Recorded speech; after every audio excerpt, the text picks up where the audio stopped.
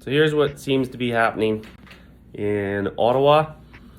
The guys from the West are still kind of stuck on a road that affects virtually nothing in the city. They're still plugging some guys downtown, but it seems like traffic has still been able to move around decent. There is more road closures happening, but we tried to make a run at it yesterday to get our convoy moving, and we got swarmed by, like 10 cops came out of nowhere and swarmed us. But there's problems running into this, and Trudeau tested positive for COVID today apparently, so there's another week of him not having to talk about any of this stuff. But there's no real sense of urgency here, which I think is a problem, because there's good momentum going this way. And if the idea is to just sit around and do nothing, then you're not really utilizing this momentum with the media, and even Musk and everybody's talking about it. So it makes perfect sense. That's fine. It makes perfect sense to make your move now and do something rather than waiting for days and days, as the media stops paying attention to this. So it's got to get done soon. I think should happen is, we got probably like the GoFundMe's at 9.1 million, but where's the money kind of going? I think there's some people that are enjoying the fame of the whole thing, so I think they want to drag this thing out more. Like, I want to go home, and I want my kids to never wear masks, and I want to be able to watch my son play hockey without having to show negative COVID tests. Like, I want this out of here. I want it to be in and out 3 fucking days. I don't want to stay here. I want to live in Ottawa I want to live here ever. So, and I think that we have some self-appointed leaders that are just, I don't know what they're doing all day. I know what goes through the Western convoy, and these so-called leaders, they have no plan. There's no plan. That's the problem.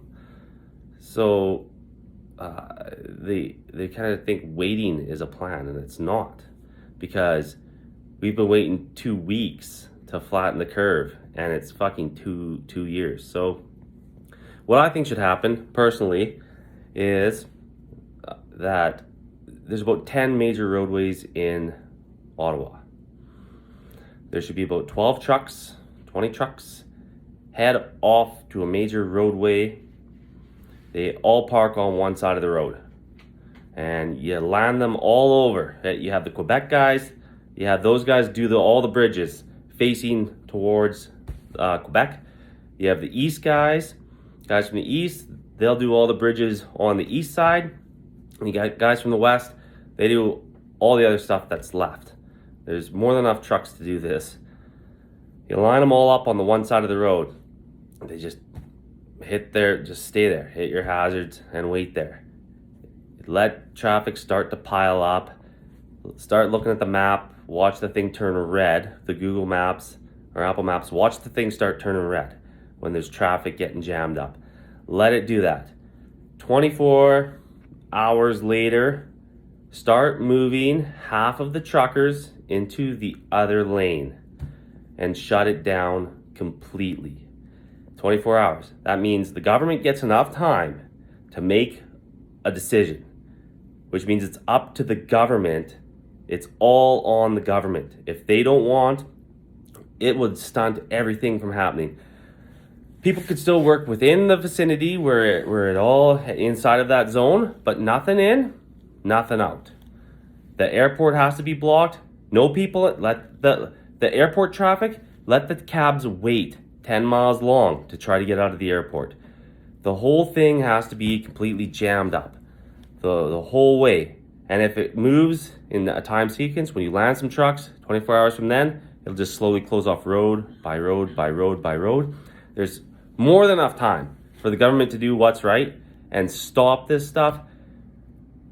But countries like Romania, like they took over their parliament. Kazakhstan, they took over their parliament. Like these countries, they're done with it.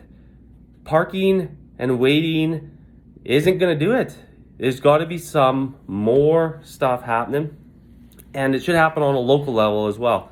Every province should implore a similar idea where you jam up the entire city until this whole thing ends. It's absolutely ridiculous.